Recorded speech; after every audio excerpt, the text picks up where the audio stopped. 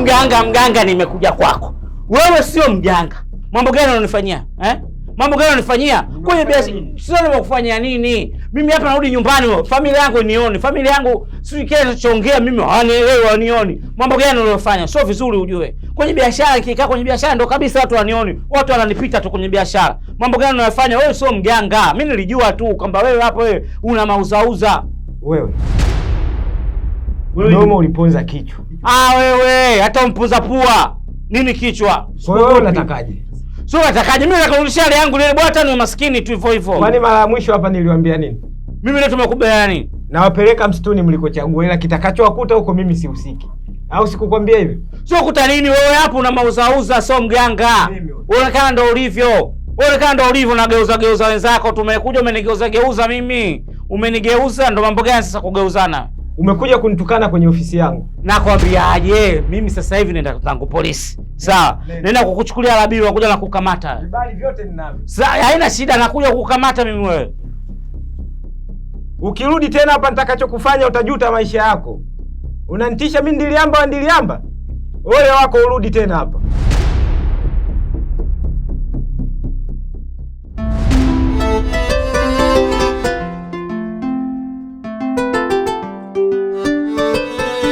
Unajua nini Karugwe? Mimi nimekaa nimefikiria. Mimi nilikuwa naona bora hii nyumba tuiuze hii nyumba, alafu tuchukue hela kiasi tununue sehemu pembeni hata kidogo, tununue hata kieneo.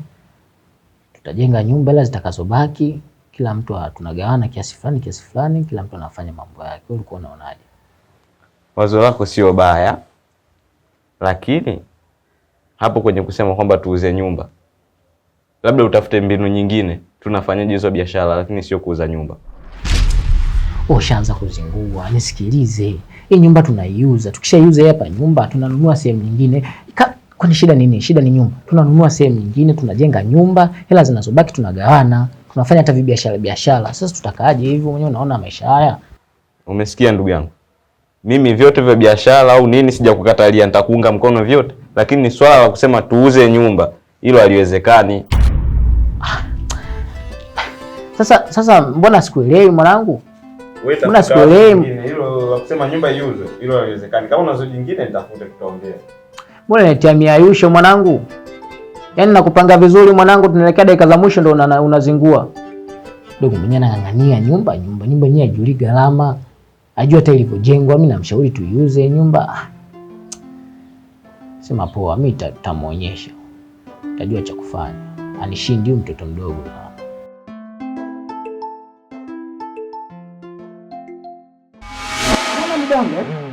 Kama nilivyokuambia, mimi bwana, kwanza ni bingwa kusimamia kesi kubwa. Nikisimamia kesi kubwa zote huwa zinashinda. Zote huwa zinakwenda vizuri sana. Umenielewa sijui? Kwanza nakushukuru sana kwa madawa yako. Yanafanya kazi. Na mganga wewe ni mwaminifu. Kwa sababu kesi nikipewa kesi nikisimamia inatusua. Lakini tatizo lipo moja tu.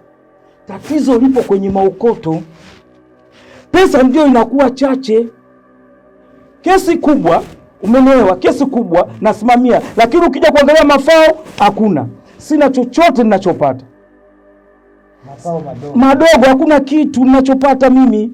Lakini kesi kubwa nasimamia, kesi zinapita, watu wanafanikiwa, watu wanashinda, lakini ukiangalia maokoto machache. Sasa nimekuja hapa kwako mganga. Nadhani nimekuja kwenye mizimu, kwenye kilinge ambacho kinasaidia watu mbalimbali. Watu wanatoka nje, Afrika Mashariki wote wanakukimbilia wewe, mikoa yote wanakukimbilia wewe. Wewe ni bingwa, wewe you are genius mganga. Wewe you are perfect combo. Wewe you are congratulations. Sasa ninachotaka unipe madawa mengine au unipe kitu ambacho itanifanya nikipata kesi kubwa au kesi zote na pesa nizione, nipate maokoto. Mimi natakiwa nipate mafuba, nipige mshindo. Lakini sio mshindo Jumanne. Bongo movie actor. Si umenielewa? Nataka njenjele. Mbona kazi ndogo sana? Eti ni kazi ndogo eh? Tulikotoka ni mbali sana. Kilichobaki ni kidogo sana. Kweli. Ni vitu tu vya kurekebisha. Ndio.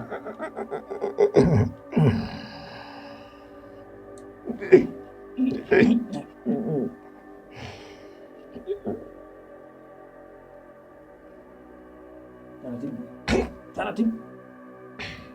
Umesikia mistake wewe? Ndio. Naam. Nikiangalia njia zote ziko safi. Zipo open. Tatizo ni njuruku tu, ndio tatizo lako, si ndio? Njuruku maukoto. Sawa. Basi kazi yako ni nyepesi sana. Umeona? Ila hii kazi inatakiwa ifanyike saa 7 usiku. Saa 7? Saa 7 ya usiku wa manane ama saa 1? Saa 7 ya usiku. Okay. Sasa na hii kazi ni kitu kidogo tu, wewe unaweza kanipa tu maelekezo ya ofisi yako ilipo. Daktari. Jina nini? Mimi nikafanya mambo, naweza nikamtuma mwanampepo tu akakusanya kule. Umeona? Sawa. Sasa hilo halina shida. Mimi cha msingi nitakurushia muamala na majina kwenye simu yako. Ili mambo yawe vyedi. Nitaka nisimamie hadi kesi za kimataifa, international. Mahakama za kimataifa. Na hata unamjua Donald Trump, rais wa Marekani? Yupo. Sasa ameongea kwamba atazuia misaada mbalimbali, vidonge vitazuiliwa ya mambo yetu, yale vidonge mambo yetu. Sasa ile kesi nataka nikaisimamie iwe laini, tushinde pale, alafu dawa ziendelee kuwepo, watu waendelee kuendeleza mambo yao, au sio? Maya wenu lile Maya wenu lile umwana wao Magega. Maya wenu lile Maya wenu lile umwana wao Magega. Umwana wao Magega. Umwana wao Magega. Sasa umesikia? Kazi zote niachie mimi. Don't worry. Imeisha hiyo. Don't worry about this area is which doctor any problem, I call you kwa Ndiliamba. On Ndiliamba.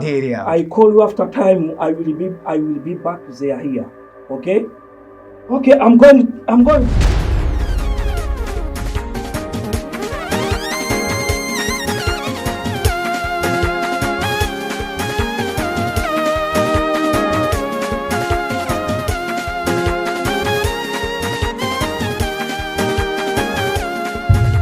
Ndio nimekuja mganga. Maana ile adhabu ulionipa, hatimaye maisha yamekuwa magumu mganga. Mambo unayofanya mambo yamekuwa magumu. Nafanya kazi za milioni 2 mganga. Nalipo 50,000. Nilikuja kutafuta dawa ya kupata pesa. Hatimaye nimepata dawa ya wanawake. Naomba unitolee au nipunguzie adhabu hiyo mganga. Maana umenipa jukumu zito sana. Badala ya pesa nimekuwa nahangaika na wanawake tu. Wewe unajua adhabu umepewa kwa sababu gani? Ndio najua. Sasa hiyo adhabu uliyopewa sio mimi niliyokupa Ndiliamba. Hiyo adhabu umepewa na wakuu. Na mimi mwenyewe Ndiliamba sina uwezo wa kuitoa adhabu hiyo kwako. Cha msingi wewe ni kwenda tu mtaani kaitumikia adhabu yako. Nipunguzie mganga. Umevuna ulichokipanda. Yaani wewe na kuhakikishia mpaka adhabu iishe. Mbona cha moto utakiona? Hamna, nisamehe. Nisamehe tena mganga. Nakuomba uondoke. Sirudi tena. Nakuomba uondoke. Sasa mganga. Nakugeuza chura sasa hivi. Nisamehe. Nitakugeuza kobe utembee na nyumba. Naomba upotee. Nisamehe mganga. Potea. Fresh tu. Tutakutana mtaani. Wewe unalinga kwa sababu uko kilinge chako. Yaani wewe unitisha mimi Ndiliamba. Labda unijue. Tutakutana. Sawa. Na tutaonyeshana mganga. Unacheza wewe. Utahangaika sana mpaka adhabu ikuishe. Shughuli unayo.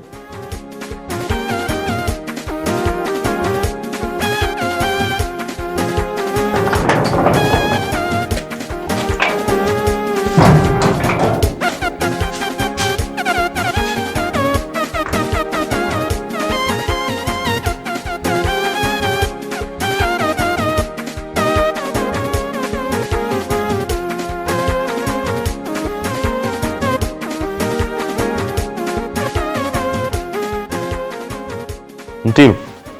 Oe. Mimi nimetoka kuchukua mazaga hapo, nataka nirekebishe msosi lakini ndani gesi silioni. Mwasa? Gesi uioni? Wewe umeangalia kila sehemu? Ndani nimetafuta pote, gesi hakuna. Basi watakuwa gesi washatupiga. Sasa gesi wanatupigaje hapo ulikuwepo muda wote? Sasa unataka mimi nikae muda wote hapa? Mimi nimekuwa kufuli? Mimi nikae muda wote hapa? Mimi nimekuwa nani? Nimekuwa kizingiti hapa nikae muda wote? Kama gesi hamna basi sasa itakuwa imeenda wapi? Basi fresh.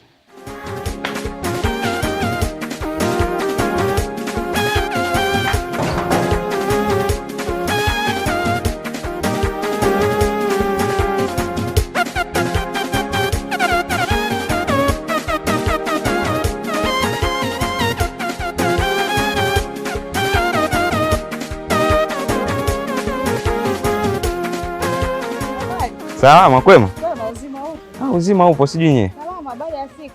Nzuri. Wapi? Mbona hai? Naelekea hapo mara moja kwa Masamili kupata chakula.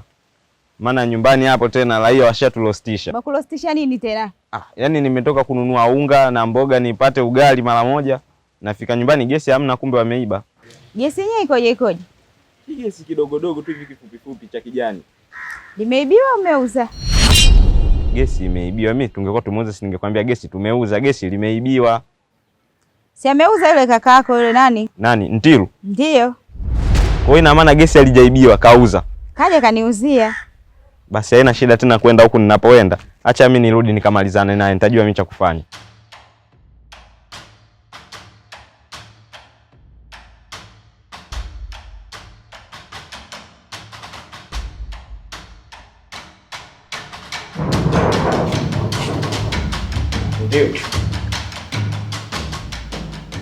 Ndio. Vipi? Niambie. Kwani sasa hivi ushaanza kuvuta bangi? Mbona sikuelewi? We gesi umeliuza afu unasema limeibiwa? Na wewe nani kakwambia mimi nimeuza gesi? Nimeuza gesi kivipi? Kwa taarifa yako, ulikolipeleka na uliyemuuzia mimi namjua. Wewe naona ushaanza kuchanganyikiwa. Nisikilize. Wewe kama una njaa katafute pakula. Mambo ya kuniambia nimeuza gesi au sielewi. Sasa wewe sikiliza, mimi nakupa siku 3. La sivyo hapa ndani hapato kalika.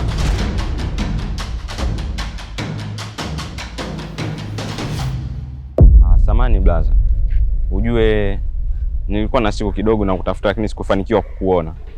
Leo tumekutana wote nikaona nikuulize. Ujue tangu siku ile ulivyoondoka na blaza mpaka leo hajarudi nyumbani. Na mara ya mwisho wewe ndio uliondoka naye. Kwa hiyo sijajua unaweza kuwa unajua sehemu gani alipo. Sasa mdogo wangu nilivyoondoka na kaka yako toka siku ile nilifanikiwa kuachana naye. Sasa sijajua kama alirudi nyumbani au la. Tangu siku ile hajarudi, yani mpaka leo ulivyoondoka naye ndo mpaka leo hajarudi. Sasa usijali, yule mkubwa huwa apotei njia. Wewe usio na mashaka. Huwezi jua kakutana nini huko au anafanya kazi gani kwa sasa. Kwa usio na mashaka, muda wote anaweza akarudi kaka. Umesikia? Kwa vile umesema hujui, basi mimi nitaenda polisi na wewe ndio utakuwa mshutumiwa wa kwanza kwa sababu siku ya mwisho wewe ndio uliondoka naye. Nisikilize mdogo wangu, tusifikie huko. Mimi bwana, taarifa za kaka yako siku niliondoka naye tuliishia kwenda kwangu.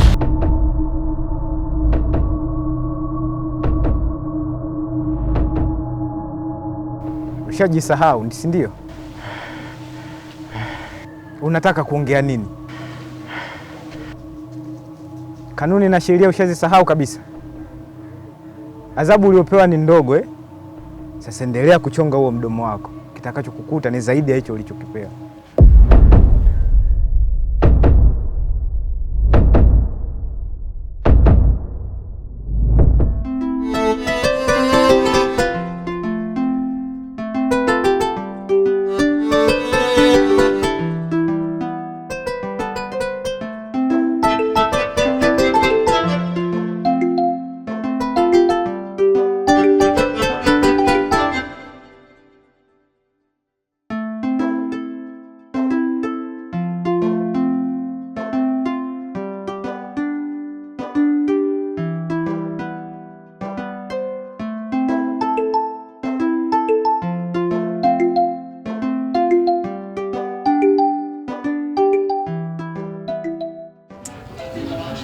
Jamani, unaye chakula nishatenga hapa Kwani toki nje tu ule jamani, mimi nasikia njaa.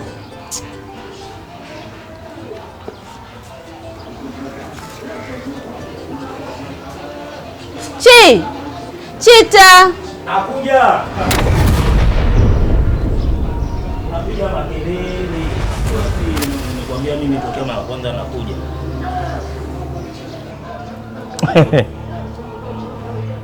Hiki ndo ulichokuwa umenitia mimi? Hiki ndo ulichokuwa umenitia?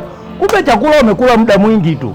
Mimi sijui bwana, naomba uniamini, mimi kitakula sijala. Nilikuwa nimekaa hapa na kusubiri. Kitendo cha kukuita tu chakula hamna. Hakuna chakula kati kinaonekana kabisa chakula kishapigwa ushakula. Chembe kabisa zinaonekana zimedondoka chini kabisa na ushakula ndo unanipigia makelele mimi unaniita mimi ndani kunisanifu. Mimi sijui bwana. Shu muogope Mungu wako, muogope Allah. Haya sasa nani atakuwa kala? Nani atakuwa kapiga kama sio wewe?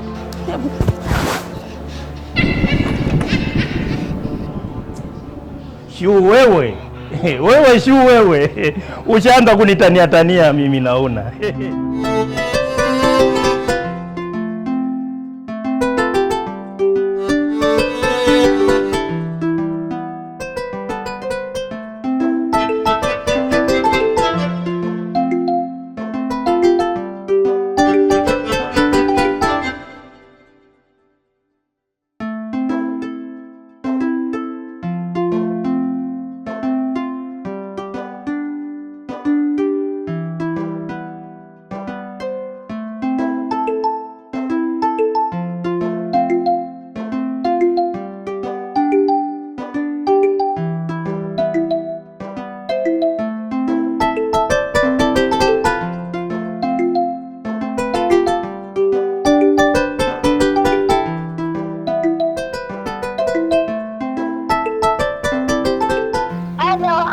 Habari? Mami. Vipi? Mbona upo hivyo? Udugu mambo sio shwari udugu wangu. Uko wapi kwani udugu? Nini tena mbona hivyo? Mami nakwambia mambo sio mambo. Imekuwaje? Sijui hata nikwambieje, sio hata naanzia wapi. Upo wapi? Nipo nyumbani kwangu lakini nakwambia sielewi hakuna ninachokielewa nipo tu Basi kama hivyo maana kuna safari nilikuwa nataka niende ila kwa sababu udugu wangu nitakuja hapo basi uniambie ili tujue tunafanyaje. Sawa mami, wewe pata yangu fanya uje mami nakusubiri. Sawa. Sasa hivi hapa naingia. Haya mami. Haya.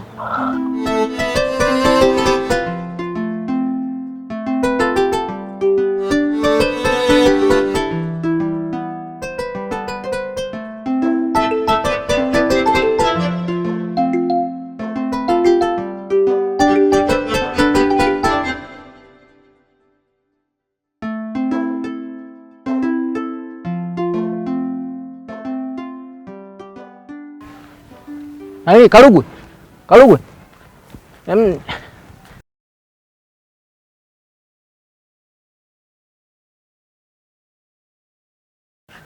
Vipi? Safi. Karugwe. TV iko wapi? Sasa TV unaniulizia hapo, TV sipo nyumbani. TV nyumbani hamna na unaona hapa nilikuwa nakutafuta wewe. Najua tu kabisa wewe TV utakuwa umechukua. TV nyumbani hamna? Hamna TV. Blaza mimi nakwambiaga kila siku. Ule mtaa hatupendi. Walianza na gesi sasa hivi wameiba TV. Na tusipojiangalia hata sisi wenyewe tunaweza tukaibiwa. Unajua ile TV ndio waga nanipotezea mawazo napokuwa nimerudi nyumbani. Atisi kidogo inanifariji. Sikiliza. TV itakwaje haipo pale nyumbani hivyo? Huo muda unaopoteza kwenye TV, si utafute kazi ya kufanya uache kuiba vitu vidogo. Fanya kazi, acha uvivu. Au sio? Basi baridi. Nimeipenda hiyo mwanangu. Nimeielewa.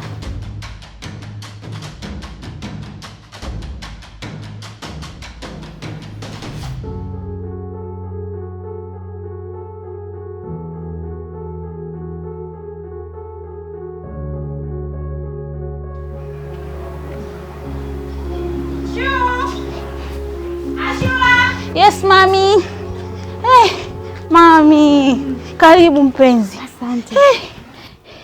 Emi. Niambie. Daemi. Yaani hapa nyumbani nyumba imewaka moto. Nini tena? Yaani kuna mauzo ndani anaendelea, mimi mwenyewe hata sielewi. Wewe usiniambie. Hivi ulishawahi kutokea na kitu kinakutokea, halafu mwenyewe hujui kwa sababu gani kimetokea? Hapa ndani mami, unaweza kufua nguo zako safi mwenyewe, umejiandaa, mtoto wa kike umeanika kwenye kamba, unajua nguo nimemalizana nazo. Ukiingia ndani ukitoka, ile nguo mama kama hujaifua, nguo imechafuliwa upya. Unaweza kutenga chakula chako unasema nimemwekea mister hapa, ndo ninaingia zangu ndani hapa, labda nimesahau kijiko, umletee. Mama chakula ukuti. Wewe. Unaweza kusikia sauti ya mtu kabisa anaimba. Kwa nini mtu au jirani kitu gani? Tafuta kila kona ya nyumba, humoni mtu. Hizo nyao ndo yaani mundani kawaida imekuwa. Unasikia mtu kama anakufuata nyuma, uyoka hakuna kitu. Hebu niambie, naishi vipi maisha hayo? Sasa shoga yangu, hapo tunafanyaje? Nilivyokaa mwizi akili yangu ikagonga mwamba pa, nikasema jamani, nina udugu wangu wewe. Najua hakuna kinachoharibika. Ndio akasema ngoja nikamshtue huyu. Ndio nimekupigia simu hapa sijielewi. Hili tatizo. Sasa kesho nitakuja nikupitie. Kuna sehemu kule nikupeleke, ili tukajue shida ni nini. Tatizo udugu, tatizo. Yaani ukiona mimi mpaka nimekufikishia mama la mama, ujue kwamba mambo hapa yameshanifika hapa. Sina pa kuyapeleka.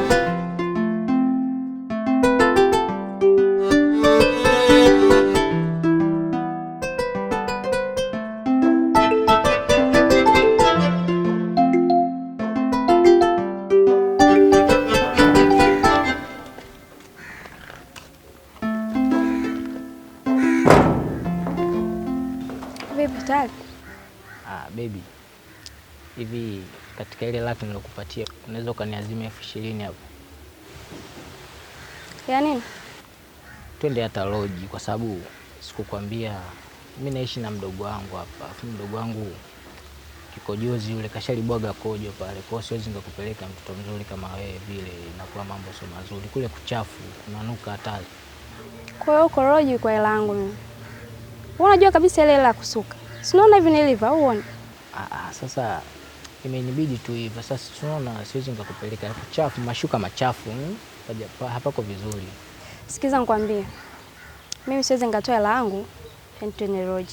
Kwa hiyo itafuta hela. Sikia? Ukipata utanitafuta, namba yangu unayo.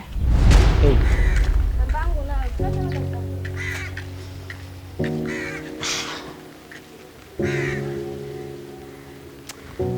Udogo kazingua mwanangu, yaani udogo kazingua, yaani haiwezekani. Yaani bora angefanya vyote, sio hili limeniuma. Shwari. Kwa mwanangu nisikilize. Yaani mwanangu umezingua, maana utauzaje godoro? Unajua kabisa mwanangu nimekuja na shemeji yako, utauzaje godoro? Mbona mambo yanakuwa sio, tunaleteana miayusho ambayo haieleweki mwanangu, sielewi. Afu nakuja na shemeji yako, unajua kabisa afu unauza godoro. Kwa hiyo mimi kuuza godoro wewe limekuuma? Wewe uliyeuza friji? Sasa ndio uuze godoro mwanangu, nakati unajua mimi nakuja na shemeji yako. Sasa sikiliza, kama ulikuwa hujui, ukimwaga mboga mimi namwaga ugali. Ubaya. Mimi godoro nimeuza ndio, lakini kama umekosa hapa kumpeleka hiyo shemeji yangu sijui nani, nendeni mkalale hata kwenye majani. Oya. Kwa ndo ubaya Basi baridi, nimeelewa hiyo. Hakikisha natimia nilokuahidi kweli, mimi sio kukuparukia. Mawando zawadi ngamia, umenichinja bila dua, umenikaidi. Leo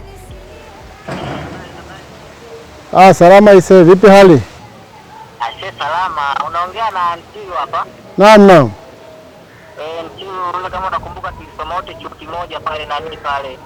Kama ulikuwa unasomea masuala ya IT ukatuacha, bado tunaendelea na masomo pale. Aha, sawa. Ile jina sio geni sana, japo nilikuwa juu yako kidogo, ila nalikumbuka sana. Haya, niambie. Ndio sasa. Naam. Kuna kibiashara kidogo nilikuwa nahitaji kufanya. Sasa biashara yenyewe siwezi kufanya bila kuwa na watu kama nyie ma IT. Ndio. Maana nilikuwa nataka kufungua biashara cha kubashiri, masuala ya kubeti. Naam. Ndio, sasa nilikuwa nahitaji msaada wako uweze kunisaidia ili niweze kufungua biashara. Sawa, wewe ukiwa tayari wewe nitafute, talitengeneza hilo jambo. Haya, hamna shida. Haya.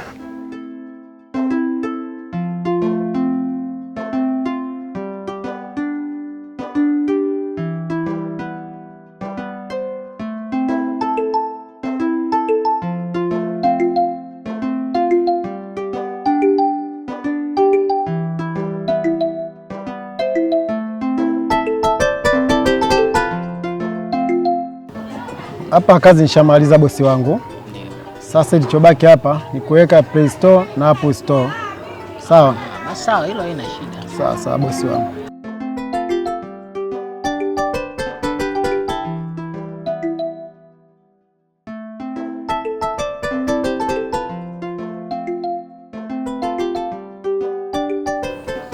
Sasa hapa bosi wangu, kilichobaki ni kuifanyia mambo ya sponsor ili wafikie watu wengi zaidi duniani.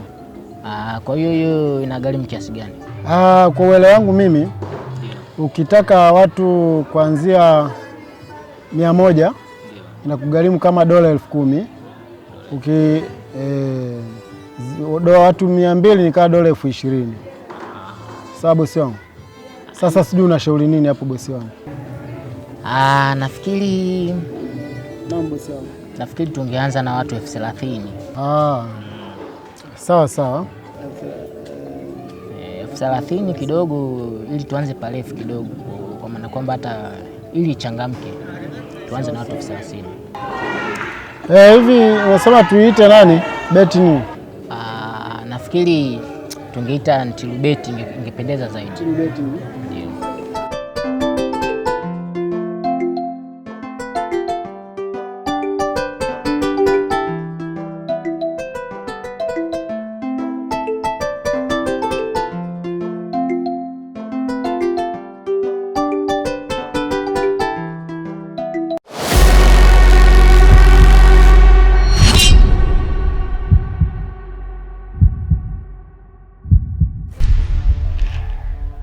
Niliamba, najua wewe huna mbambamba na kuaminia.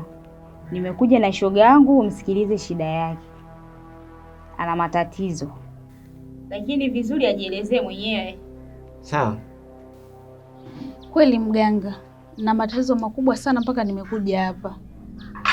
Nyumbani kwangu kuna mauzauza, yaani kuna mambo ambayo siyaelewi kabisa. Naweza nikafua nguo vizuri tu, naingia ndani, ukitoka unakuta zile nguo zimechafuka. Yaani masuala ya kuhisi kuna mtu nyuma anakufuata imekuwa jambo la kawaida. Ukigeuka hayupo. Uweza kuweka chakula vizuri tu, ngoja nikamuite Mr. aje tule. Chakula kimeondoka. Nyumba imekuwa ya moto jamani. Naomba unisaidie. Hilo ndio tatizo. Kwanza unaitwa nani? Naitwa Shu.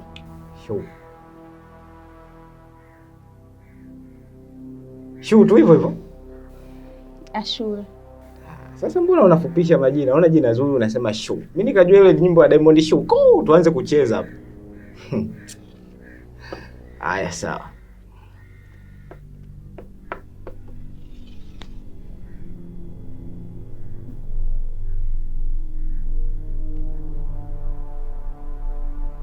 Niangalie.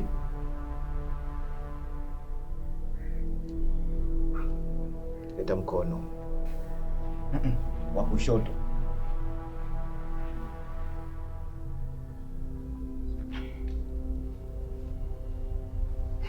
Sasa mnisikilize. Nyumbani hakuna shida yoyote, ila shida ni wewe mwenyewe. Na ukitaka kuepukana na hili tatizo, basi ile ndoa ulionayo achana nayo.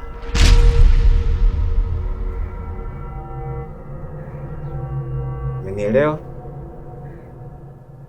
Yaani kila nikiangalia shida naona ni wewe mwenyewe. Sawa mganga. Lakini huwezi kuangalia namna ya kunisaidia? Ni hadi mimi niachane na ndoa yangu. Unanifundisha kazi? Nilishakwambia, shida uliyokuwa nayo, achana na ndoa yako, shida zote zitaisha. Sawa, nimekuelewa. Hebu tuondoke.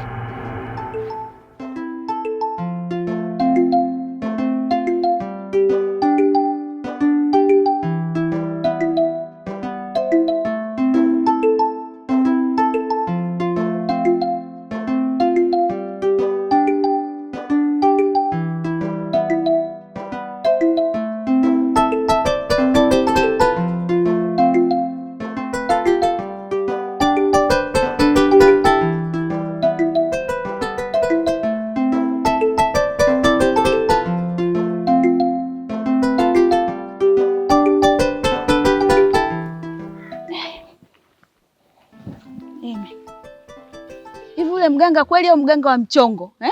Ulipita barabarani ukaona bango labda limeandikwa ukachukua namba ukampigia mganga? Mimi mwenyewe namwamini. Sasa kama wewe unamwamini, mimi sijamwamini mambo yake kabisa. Hawezi kuniambia mimi niache ndoa yangu nitoke eti mimi ndio tatizo eh? Sasa inahusiana vipi kwamba mimi ni tatizo na kutoka kwenye ndoa yangu? Hamna shuu, yule ni mganga kwa sababu hata mimi mwenyewe shida zangu zote ananitimizia. Yule mganga mzuri sana. Hujanishawishi. Ndoa yangu kwanza imeninyanyasa sana, nimeteseka na uliona nilivyokuwa nateseka. Alafu leo nimetoka juani, nimeingia kivulini, unataka niambia nitoke. Nitoke mimi. Sasa wewe na mganga wako mtabaki na shida zenu. Mimi kwenye ndoa yangu sitoki.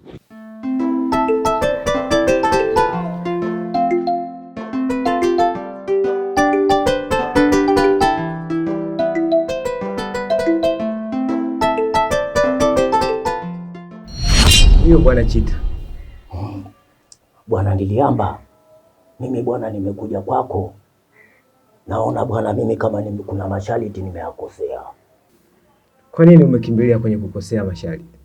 Nimekimbilia katika kukosea masharti kwa sababu nakwambia hivyo, kuna vitu pale nyumbani vinatokea vya ajabu ajabu ambavyo sivyoelewi kabisa. Juzi mke wangu ananipikia chakula, anakuja ananitengea chakula, anafika pale chakula hakuna, kimeyayuka. Jana alikuwa anafua. Kafua kamaliza kufua, kaanika nguo, anaingia ndani sasa chumbani kwenda kuchukua vibanio ili aje kubana nini? Kubana nguo. Anafika pale kwenye nguo anakuta nguo zipo chafu. Haifai. Sasa kisanga sasa ndo leo sasa ndo kimenitokea mimi mwenyewe. Nashuhudia ni kwa macho yangu. Natoka ndani, nataka nielekee katika mishemishe zangu, nataka nivae buti. Wakati nataka nivae buti, lile buti limesogea kwa mbele. Nikaona labda kama bahati mbaya. Naenda kutaka kuchukua tena lile buti nivae, linasogea mbele. Nikaona usinitania hapa. Ndio maana nimekuja kwako wewe ili unieleze hivi vitu vinatokea hivi, kuna masharti nimekosea. Ngoja tuangalie, tutajua tu tatizo nini. Angalia bwana.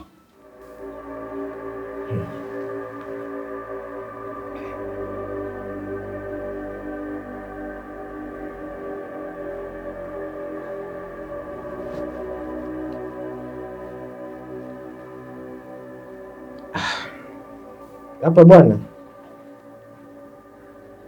kuna mwanamke alikuja. Kuna mwanamke alikuja hapa? Huyo nahisi ndio huyo mkeo. Na kwa sababu nikiangalia hii inaingiliana sana na ile. Alikuja hapa na nikamuongopea kwa ajili ya kuficha siri yako. Sawa. Kwa hiyo hata wewe ukirudi nyumbani jitahidi sana. Maana anaweza kukuuliza usije ukatoa siri hii. Hiyo mbona mimi imekuwa siri yangu? Simwambii mtu yoyote hata anayefanya mambo haya. Kijana mlikuwa naye kwenye safari moja ya kwenda msituni. Nani anayefanya mambo haya? Nani tena huyo? Labda ngoja nikuonyeshe kwa vitendo. Kwa ajili gani nifanyie hivyo sasa? Umemwolea mkewe, sema ulikuwa ujui sijui. Nyinyi nao vijana pita hizi. Ndio maindi kitu kiasi hiko.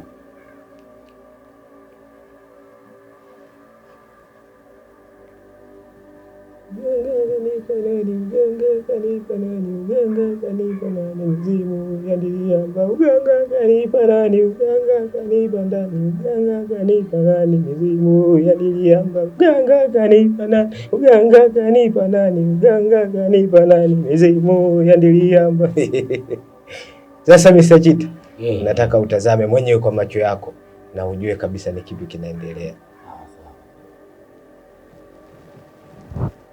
Tazama.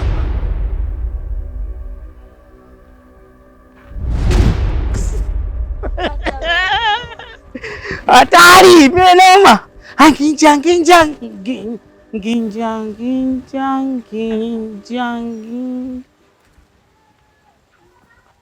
Vipi? Wewe mzee. Nipishe. Nini? Tulia. Mbona unakuwa hivyo wewe? Mbona chichituka? Acha kuchichituka. Sawa. Yaani hapa, sikiza nikwambie kitu kimoja wewe dada. Kubwa mkuta binadamu. Haya mkuta hata siku moja punda wala milia. Sawa? Yanakukuta wewe binadamu. Sasa tulia nikwambie kitu kimoja dadangu. Unajua ile kampuni ya unga ile limited company, Kimburu limited company ile pale ile ni ya kwangu mimi. Sema shida utakuwa na vitu vingi, utakuwa kila aina ya kitu, utakuwa na mali nyingi sana. Ila tu kuna kitu kimoja kama ukikosa kuhusu mali zako, si kuhusu vitu vingi, si kuhusu nini, wewe kwako ni bure tu. Yaani kwa ufupi kama una mwanamke wa kuishi naye nyumbani basi wewe ni bure. Kwa sababu gani nikwambie? Mimi hapa naweza kaenda benki. Nenda benki na kabisa na hesabu hela naingiza benki hela. Sawa, nikirudi nyumbani mimi nyumbani na peke yangu. Kwa nini na peke yangu? Akati sasa tumeombewa sisi binadamu tu wawili na mimi hapa moyo wangu kabisa nimekuona wewe, nimekuchagua wewe. Wewe unataka wewe mke wangu, utakuwa mke wangu wa ndoa. Kule acha mambo hayo. Kama unasoma wewe mpaka unataka kuleta vizingiti vingi, hebu kubali. Mimi naona unazunguka kote. Hebu nyosha kwanza maelezo, kipi unachokitaka wewe? Yaani kwa ufupi pointi yangu mimi hapa nataka nikuoe, sawa? Yaani kunijengee nyumba, nikupangishie nyumba, nikufanye kila kitu ile ambacho unachokitaka wewe hapa duniani. Mimi nina hela, tena nina hela nyingi. Hivyo mzee. Naam. Ujana wako ule na nani? Uzee wako uje kunimalizia mimi? Mambo haya achana nayo. Kuna vitu vingine unatakiwa uviangalie, sawa? Hebu subiria kwanza. Mimi nakusinga. Mimi nakusinga hii hapa hii. Hizo mama. Mimi lazima nikusinge leo mama. Yokote hiyo. Hii hapo. Aginja.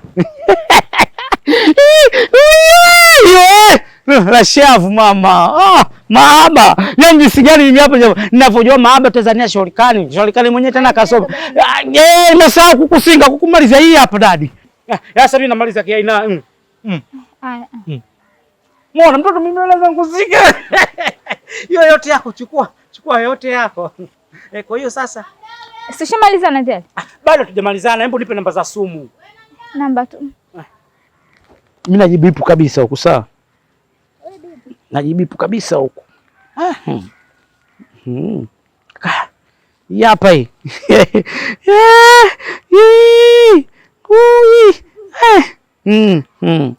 Hapa hii. Hapa shika. Shajibipu tayari. Naita hiyo. Niko ofisini angalia sijakaa nini. Tayari. Tayari. Hapa mimi nimelizika mama. Bas, bye. Haya, bye. Okay, bye. Wewe mtoto wewe. Huyu kaingia laini.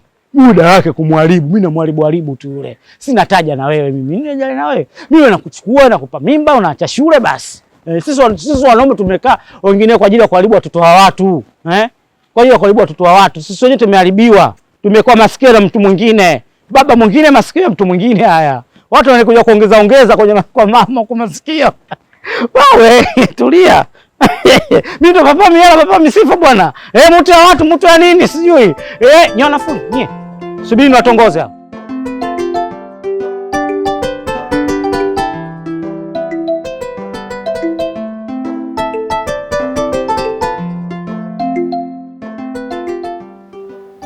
Vipi Shem? Safi tu. Ambe. Shem. Mimi sielewi. Naona chai asubuhi sioni. Afu mpaka saa hizi mchana jua limeenda kabisa hivi naonekana, afu hata chakula cha mchana sikioni. Sijui inakuaje hapo. Njaa zinauma. Yaani kiukweli hata sijui nikujibu vipi. Huyo kakako tangu alivyoondoka ananiambia sikawi kurudi. Mpaka saa hizi sijamuona. Sasa unafikiri mimi nitafanyaje? Kosa tunafanyaje sasa hapo? Yaani kiukweli hata mimi mwenyewe sielewi. Kwa sijui ninafanyaje.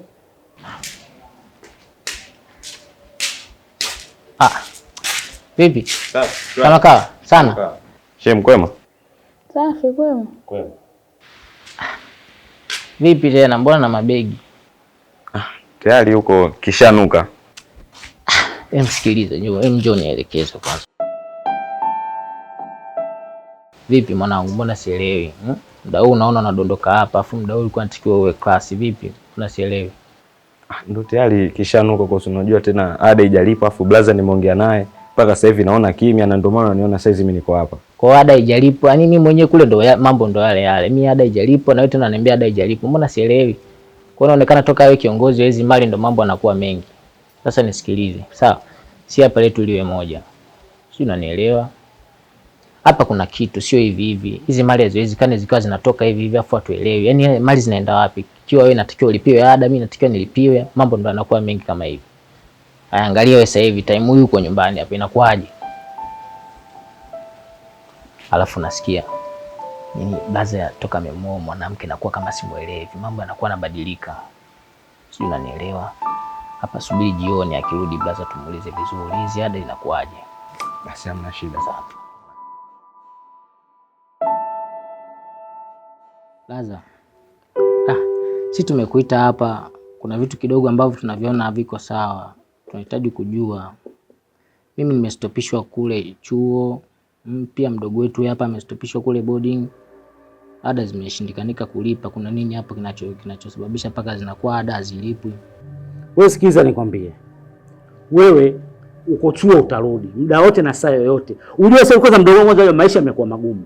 Sawa? Tena yamekuwa magumu kweli kweli. Kwanza sasa hivi yenyewe biashara kwanza zimekuwa ngumu kweli kweli. Biashara zifanyike sasa hivi. Yaani kwa ufupi ile gari liko gereji ambalo linasafari unga. Sawa?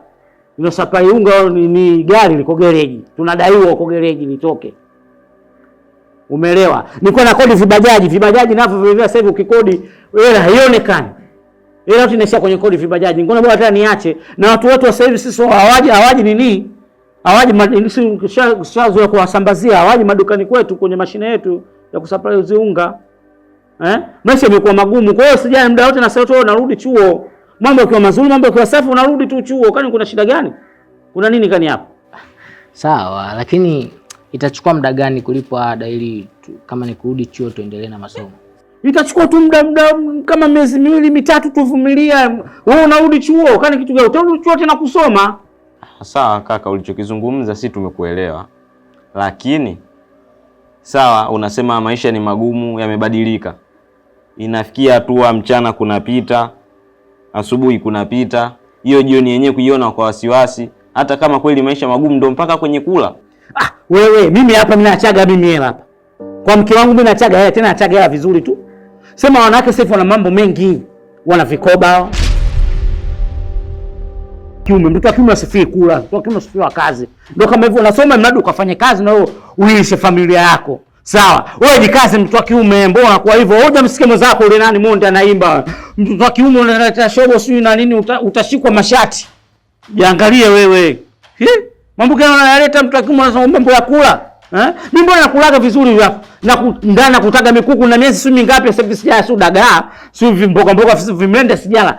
Kwa hiyo yule pale mke wangu mimi ana akili, anabana huku ili kusudi anipe hela mimi hapa anacheza michezo yake anipe hela tukatoe ile gari. Tunapodaiwa gereji mradi tusapalize hiyo nini biashara. Wateja sio waje dukani. Yeye tukifanya mke wangu anabana budget, akishabana budget ananigea hela tunasapalize tena. Waje kazi mtoto wa kiume wewe vipi unanini kula? Nisubirie nakuja hapo hapo.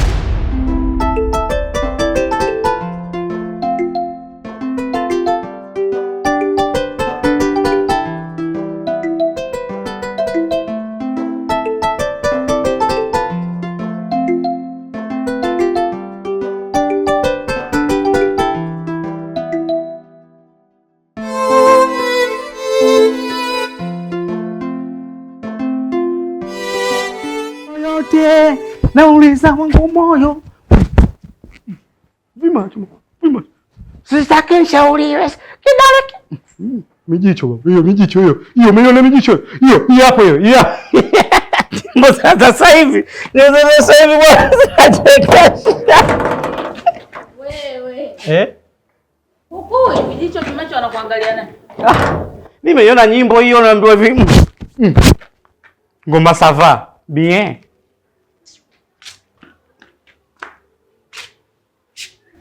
Hivi mume wangu, kunikalia kikao na wadogo zako kuniongea kwa mabaya, ulikuwa unamaanisha nini? Yaani wewe kunisema mimi ninafanya mambo hayo kweli? Unaniachia pesa na kula? Lini uliniachia pesa mimi nikashindwa kupika hapa ndani? Nishindwa neno kuongea pale, umenibana sana. Kwa sababu walikubana, ukaona jumba bovu nidondoshee mimi. Nimeukosea nini mume wangu? Nimekosea nini? Alafu nimeshika simu yako. Nimekuta meseji ya mwanamke. Yaani unatukalisha sisi na njaa. Unaenda kulipa kodi kwa mwanamke. Hawa si ni ndugu zako wewe hao? Unashindwa kusaidia damu yako, unaenda kusaidia mtu mwingine kweli? Ndio maisha haya. Wewe mwanamke, sikiza nikwambie. Iwe mwanzo na mwisho. Iwe mwanzo na mwisho kugusa simu yangu. Kwa nini umeigusa simu? Wewe kabisa unachukua simu yangu, unakuja kabisa unatoa lock, simu unaita sijui button, simu unaziita nini? Unakuja unatoa, afu kisha hapo unakuja unaangalia message, si ndio? Wewe kufungwa Wewe msungo Wewe msungo? Nani alokufundisha wewe? Wewe unaonekana hujakaa kwenye kigoda Muangalie sura yake. Keti wewe. Mbwa Sinopido kidogo wewe. Ng'ang'a Muangalie sura yake vile. Nguruwe mmoja Acha mambo yako kipumbavu pumbavu. Utakusaje simu yangu? Utaigusaje simu yangu? Wewe jiangalia wewe mwanamke, wewe kufundwa wewe kukaa kwenye kigoda alokufundisha yeye nani? Unaonekana wewe kufundisha yeye mwenyewe kupo anatoroka kwa katika kipindi kwa mwali. Wewe jiangalie sana wewe kupaka mapumba, wewe umepaka madudu ya sasa hivi yenyewe mleta nini yenyewe suko Carolite sio nini? Jiangalie sana. Ni mmoja. Ndio maana kwa wote wenyewe wachawi. Wewe mchawi wewe. Ninakujua vizuri kama wewe mchawi. Babako mchawi, mamako mchawi, shangazi yako mchawi, mjombako mchawi, mamako mdogo yule pale mchawi. Nyewe kwenye wote nyewe mnatoa na vikoa. Kwa maana watoto wa ndugu zako wale pale watoto wa milenda. Wewe mwanangu mimi atoke kilema. Bwana atoke mfupi kama mimi. Hawa anakibamia kama mimi. Sawa, lakini sitaki mtoto wangu mimi awe taila. Nakwambia hivyo. Mwangalie. Leo nakuchamba tena nimekuchamba kweli kweli. Aibu hii. Aibu. Umeumbuka mwanaume.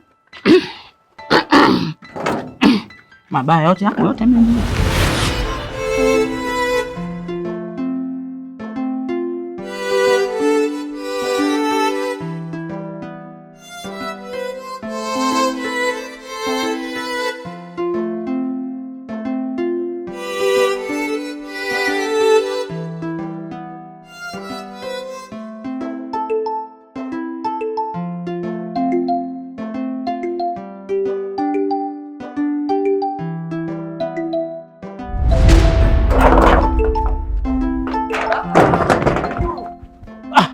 Vipi? Saba siku bwana. Salama kwema? Subiri kwanza. Wewe tulia kwanza. Salamu alaykum. Sasa amigo. Sasa ulikuwa unaenda wapi Mr. Kimbulu na mguuni wa kwako? Bwana wewe sikiza nikwambie kitu kimoja. Humu ndani akukariki. Tena kukariki kweli kweli. Kuna fukuto la joto limetoka humu ndani. Yaani kama ukitaka kuongea mimi kupiga story na mimi zile story zetu. Ndio tukapiga story mbele kwa mbele, lakini nyumbani hapana. Hapa nyumbani sio kuzuri. Kwa hiyo nataka kusema ndani huko moto umewaka. Nakwambiaje? Au muni hatari. Basi twende. Twende babangu wewe. Mimi hawanijui. Mimi hawanijui kabisa kama mimi ni wa zamani. Mimi ni wa zamani. Waga natembea na vidaleti hapa. Oho.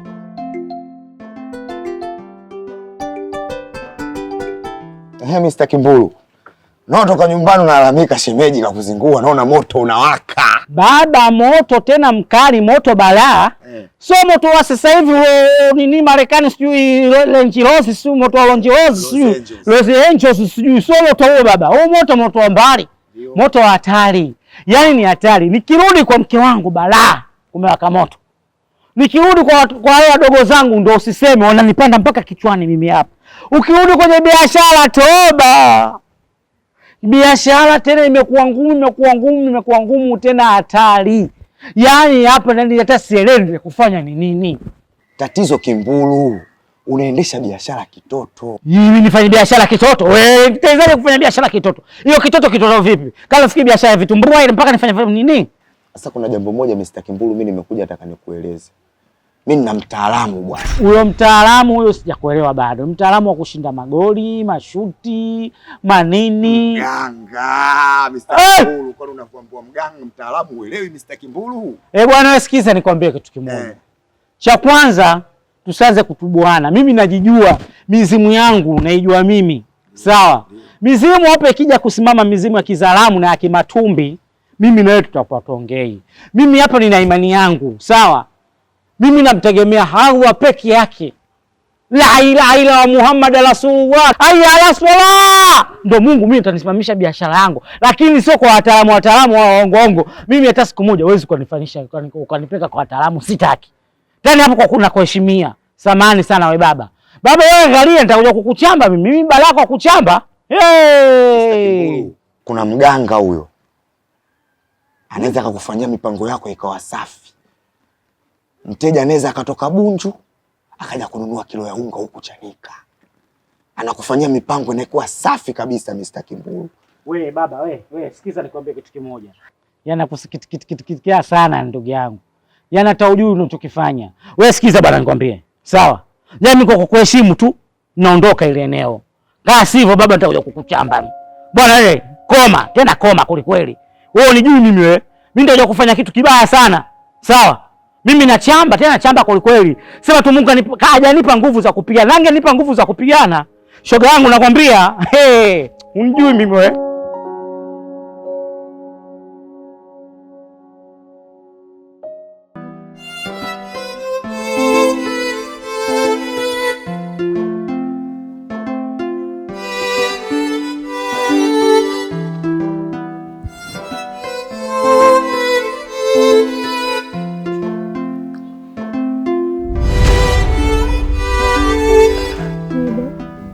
Mpenzi wangu.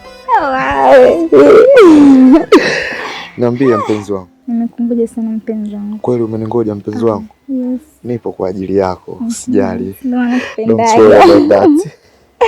Niambie. Mweleze kwanza Diana. Ama mpenzi Shema. Zawadi yako sijakuja nayo.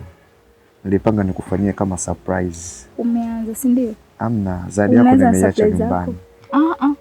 Tunaambia bali za nyumbani usinishike uondosha news. Amna, nimeiacha nyumbani mpenzi. Nimechoka. Mara ngapi? Tunaidiana vitu. Unaambia bali surprise kufuata nyumbani. Shema. Usinishike. Wapenda kushikana hapa sasa hivi sina. Usinishike. Ukinihitaji, ukinitaka. Utaniletea nyumbani ya simu. Nitakuja kwako. Leo siji. Kwa heri. Achana na mimi. Shema. Achana na mimi.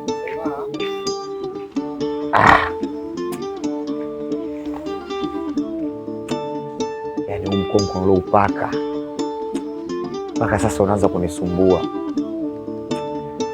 Shema.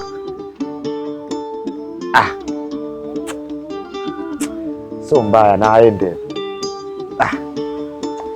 Ila nimejisumu kuupaka huu mkongo.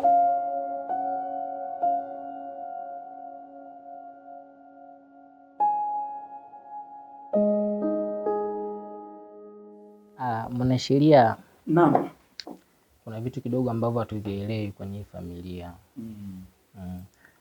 Kwa sababu toka blaza amekabidhiwa hizi hapa mali, tunaona mambo kidogo yanaenda tofauti. Kwa ndio maana tumekuita hapa, tulikuwa tunahitaji msaada wako. Ili tupate kujua, kwa sababu tuna maduka, tuna mashine za kusaga, umeona? Yaani ni vitu vingi, lakini ndo kama mpaka sasa hivi hapo unavyoniona mimi nimestopishwa kule chuo kwa makosekano ya ada. Pia mdogo wangu hapa tena ndo kama hivyo ameacha kule boarding, amefukuzwa kwa sababu ya ada. Kwa hiyo tulikuwa tunahitaji kujua hapo kuna changamoto gani, au kama kuna uwezekano ambao inawezekana hata tumbadilishe basi hizo mali tu utupe sisi uongozi tu, tunaweza kuziongoza sisi wenyewe, tuachane na blaza. Tuko tunahitaji msaada wako hapo. Kuna kitu unataka kuongezea na wewe? Labda mimi hapo cha kukazia kwamba tulikuwa tunaomba kama jambo hilo linawezekana, hizo mali zitoke kwa kaka yetu zije upande wetu kwamba kama wamiliki. Maana hata ukiangalia hapa nyumbani tuna maduka, tuna mashine kwa ajili ya chakula, lakini nafikia hatua hata hapa nyumbani chakula kinakosekana. So sad.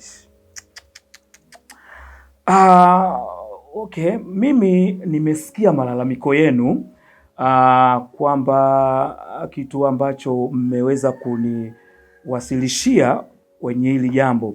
Cha msingi sasa hapa siwezi nikafanya maamuzi yaliyokuwa ya haraka hapa. Nichukue tu maamuzi kwamba nyinyi ndio muwe wamiliki wa mali hizi, kaka yenu ni mtoe, hiyo inakuwa hapana. Kitu ambacho mimi naonelea kwenu nyinyi, mimi nitakaa na kaka yenu. Kama sio kukaa na kaka yenu kwamba tutakaa naye wote.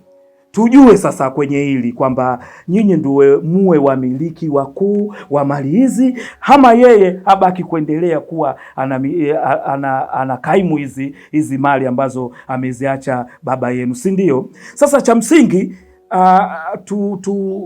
kikubwa kumwomba Mungu tu, kila kitu kitakaa sawa. Na mbona kama mmenuna tabasamu, basi chekeni kidogo. Mimi ndo mwanasheria msomi ambaye nimebakia kwamba kila kitu nitakisimamia kitakuwa sawa.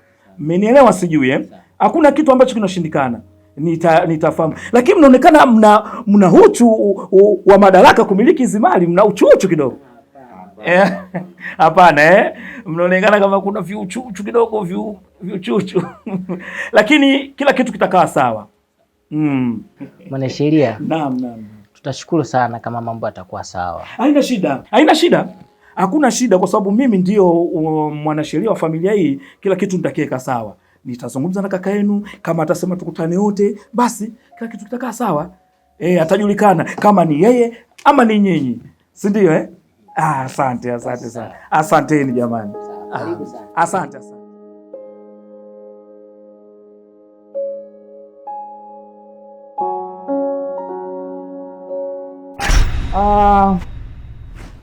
Nimekuita hapa baada ya kupokea malalamiko kutoka kwa ndugu zako au wadogo zako. Maanake waliniita na nikakaa nao kikao wakinipa malalamiko yako wewe. Sikiza nikwambie mwisho. Subiri.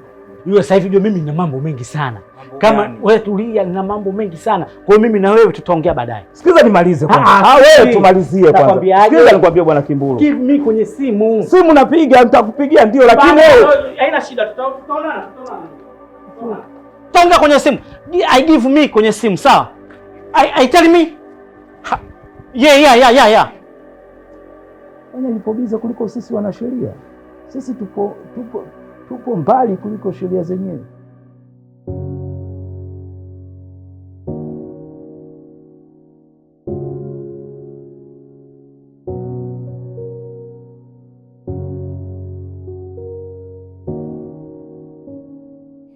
Nimemkuta huyu bwana, alitoka hapa tangu asubuhi. Ametoka? Ndio. Unajua nikwambie kitu kimoja, tusikae tunasumbuana akili zetu, si umenielewa? Mumeo nampigia simu yangu mimi, ananikatia. Mwanasheria mkubwa msomi kweli, nampigia simu ananikatia. Tena naisikia simu iko bize, namba unaopiga kwa sasa inatumika.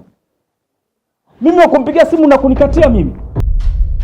Sasa hapa ndipo ninapoamini kuwa wadogo zake waliokuja kuniambia ni ya kweli. Ni kweli kabisa. Naomba nikuulize, humu ndani mnaaga na njaa? Swala la kukosa chakula ni kawaida, wakati mwingine huwa inatokea. Kama unavyojua maisha ni magumu, kwa kuna kupata na kukosa. Kwa kikosekana ndo kama hivyo. Swala daktari, hilo nimeweka tiki. Yale niliyoambiwa sasa nimeweka tiki. Hiyo ni tiki. Sasa inawezekanaje nyinyi mnauza vyakula, mna mashine, mna kila kitu, mna njaa? Kweli unga upo, siyo nini kipo, alafu mnalala na njaa. Inawezekanaje ile? Na ni kweli watoto wadogo zake hawa anashindwa kuwalipia ada. Kuhusu ada usiwe na wasiwasi. Jana tu nimetoka kuongea naye, kaniambia atalipa ndani ya siku mbili hizi, atamaliza kila kitu. Hilo nalo nimeweka tiki hilo nimeweka tiki. Kwamba alipokuja kuniambia swala la ada, wadogo zake wamekuja kunieleza kila kitu kuhusu ada. Kwamba hilo naweka tiki nalo. Na hili la kumpigia simu mimi ananikatia, kisa nini? Ananiweka bize. Hauna wewe hauna jibu lake kwamba mimi nampigia simu ananikatia, wewe hauna jibu lake.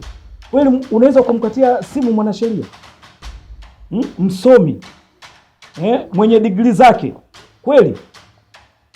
Sasa kitu ambacho nakuagiza, my point ni hii hapa, kwamba mimi simpigii tena simu. Sio, umenielewa? Simpigii tena simu na simtafuti tena, yeye ndio anitafute mimi. Sitokaa kusumbua akili yangu, niwaze mambo mengine mahakamani, niwaze wapi, nimpigie simu. Naomba akija mwambie anitafute.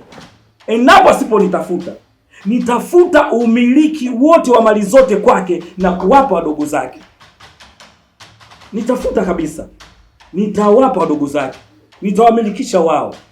Kwa sababu anaonekana yeye ni jeuri, hataki mimi nikimtafuta, hataki mimi kurespondi simu zangu.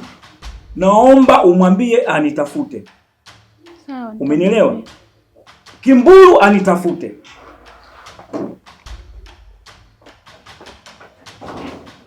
Umwambie anitafute.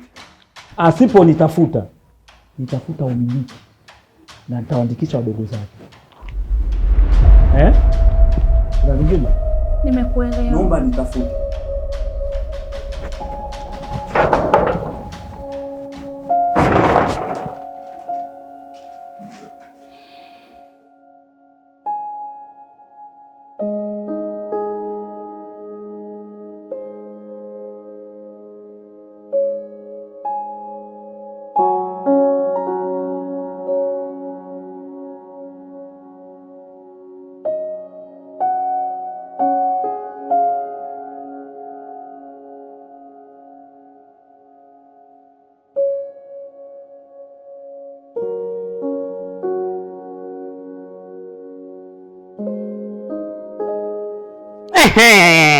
Baba, nilikuwa nakuja kwako.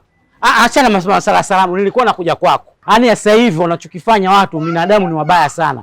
Binadamu tena wanachuki. Binadamu tena sio watu wazuri, wanachonga sana binadamu, tena wanachonga kweli kweli. Sawa? Yaani wanapandikiza watoto wale pale mbegu, imradi mimi hapa nini? Watoto wanipande kichwani. Sawa, wanatugombanisha na ndugu zangu na wale wadogo. Wanasema yote ile mali, sio ile pale sio ya kwangu, mali ya ulisi. Kwa nini sitafute ya kwangu? Nitafuta jasho la kwangu, nitafuta mali yangu. Kwa maana hiyo ile wazo wako mimi nimekubali, na kwambia baba twende. Kumbuka mimi nilikwambia siku hizi watu hawafanyi biashara kitoto. Watu siku hizi wanasunguluka kakaangu. Baba twende tusongee sana. Sawa, tusongee sana twende. Kakaangu, yule mtaalamu ni bingwa. Twende. Twende hata sasa hivi. Sasa hivi mimi sasa kakaangu usijali kuhusu hilo. Kwa vile umenikuta hivi njiani hapa, ngoja nikabadilishe nguo, alafu tuelekee kwa huyo mganga. Hakuna kulaza damu, yani si kwamba niende kesho, si niende leo hii nataka twende. Sawa? Yani nikisema kesho naweza nikafariki dunia. Mwisho wa siku hatujaenda. Au kesho nikaja kubadilisha mawazo mengine. Mwisho wa siku mimi nitakuwa siendi. Nataka maliza kwangu. Sasa kama maliza kwangu, mimi nataka twende. Basi sawa kaka. Twende baba kwa nibusti. Ila mimi nilikwambia kakaangu. Mimi nakwambiaje mwaka huu?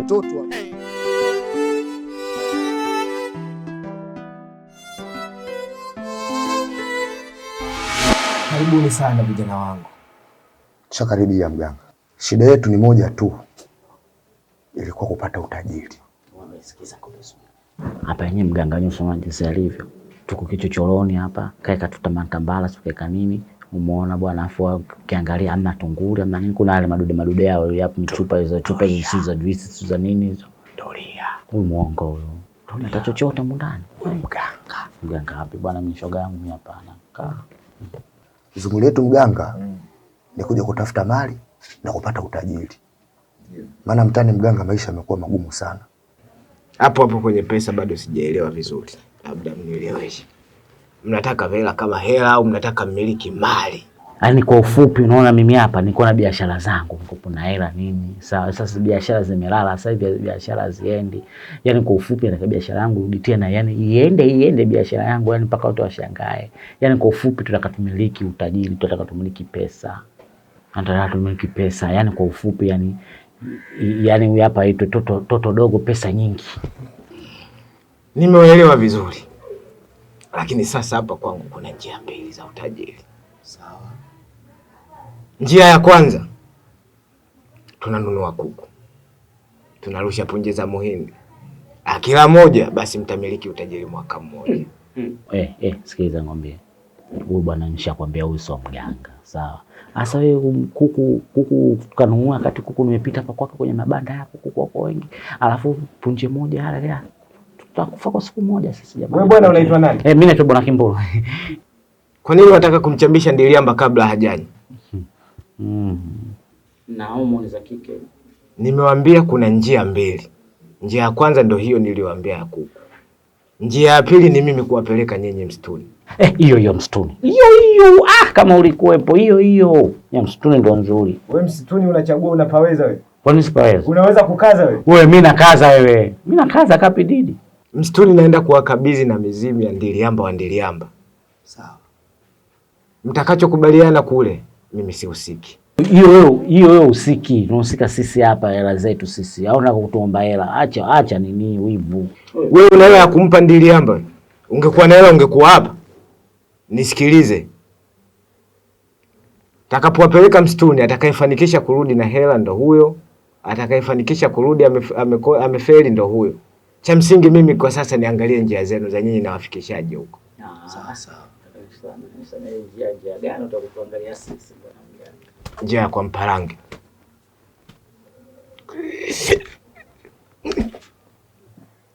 Bwana hivyo. Kona. Vitu vyangu soga karibu. Oi. Mganga watu 5. Ni aje? Ile sheria haipingwi. Utaweza? Ninaweza dadi. Sheria. Ente.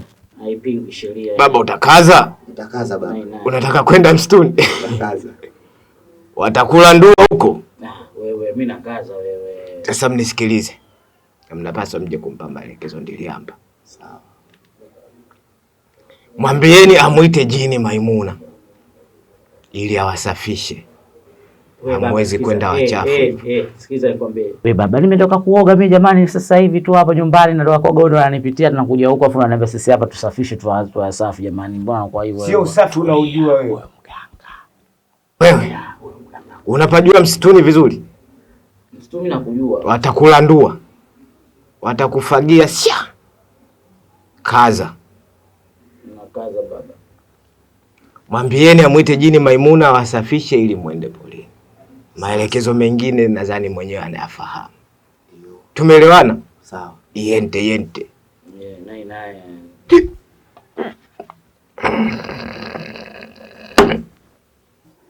Unapoga nguvu wao.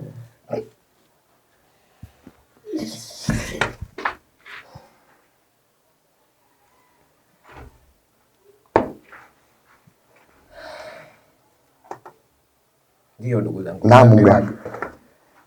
Tumeongea bwana na Kiti katupa masharti. Anawaambiaje? Katuambia kuna njia mbili za kuchagua. Na sisi bwana mganga tumeona bora tuchague njia ya kuelekea msituni. Maana hiyo ndio inatufaa mimi na ndugu yangu.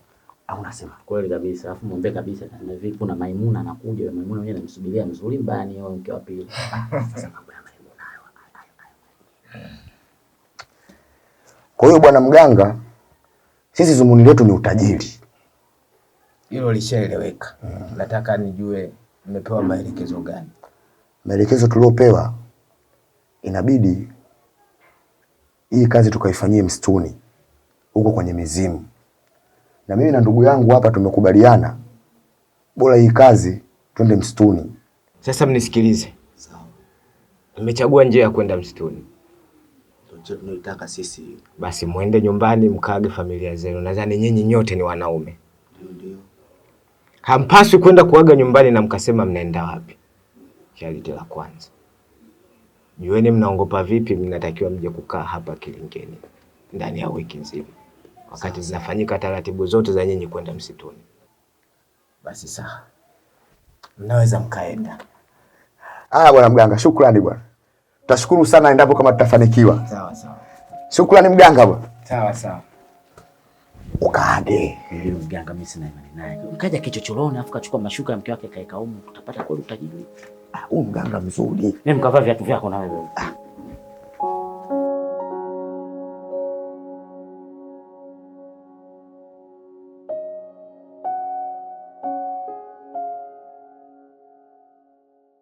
Bwana Wichi, ile mipango tulioipanga imekaa sawia.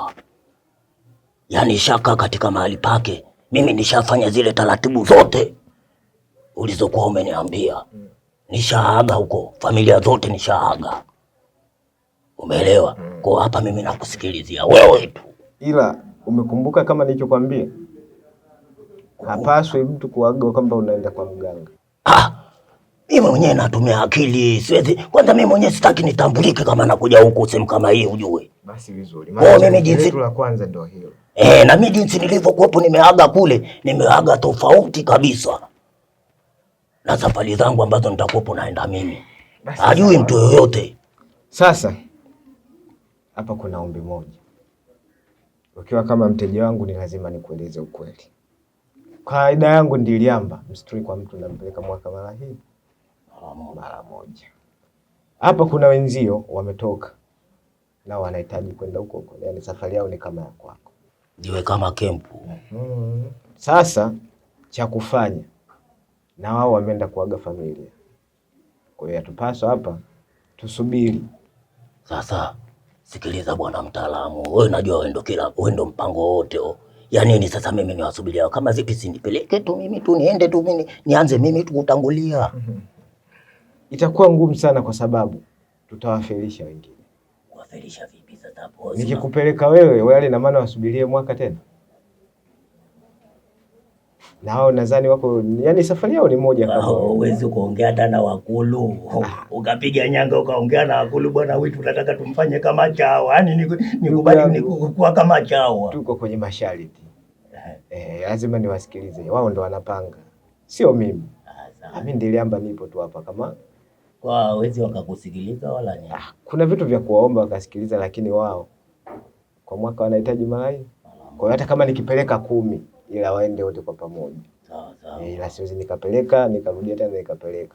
Kwa hiyo uvumilivu unatakiwa hapa. Vumilia. Wakija watu tuwaunganishe wote kwa pamoja. Basi hakuna tatizo kwa sababu mimi hili swala nalitaka. Nitaweka uvumilivu. Vizuri. Nitaweka uvumilivu, nitavumilia tu. Tasubiri hao, taondoka nao. Hamna tatizo.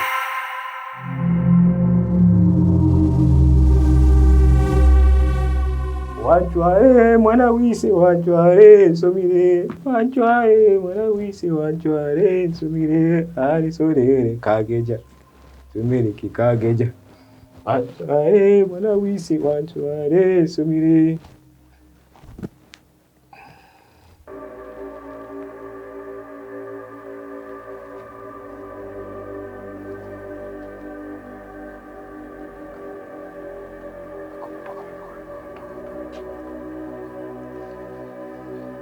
Zimeendea hapa Ndiliamba.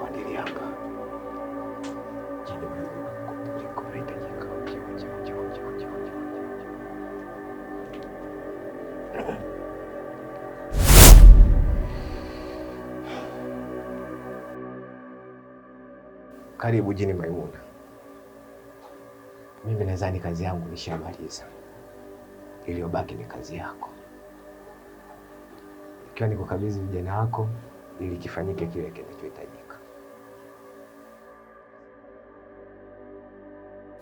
Asante sana. Ndiliamba, wale wawili nimewapeleka, ila mmoja nimempatia adhabu. Adhabu tena? Kwani imekuwaje?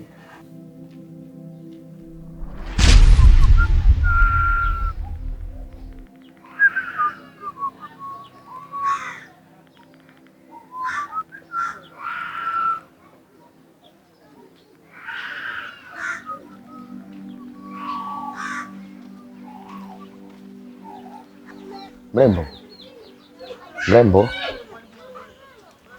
Mambo. Poa. Mbona mzuri kiasi hicho jamani? Unaitwa nani? Naitwa Nia. Of course, Nia. Nanifaa sana Nia. Yaani mimi nimetoka kukupenda Nia.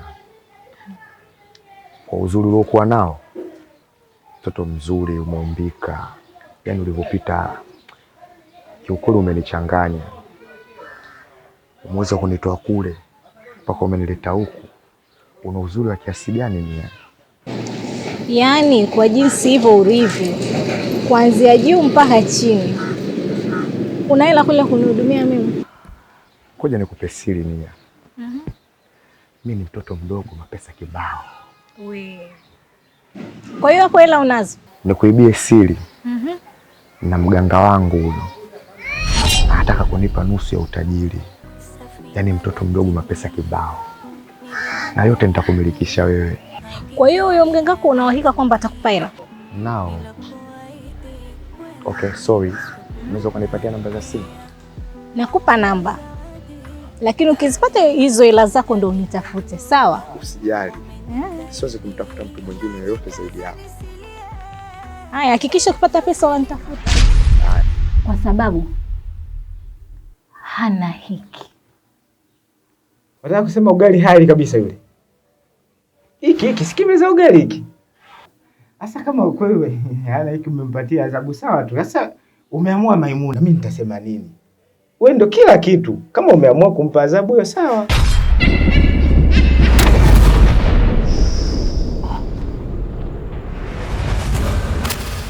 Oya, kwenye ripoti tuko wawili tu. Kwa hiyo visa na kisilani na kukiana kwenye timba nyongo hakuna. Natakiwa hapo tusaidiane, sawa? Sasa sikiliza, wewe sasa ndio utulize mawenge, tuliza kabisa.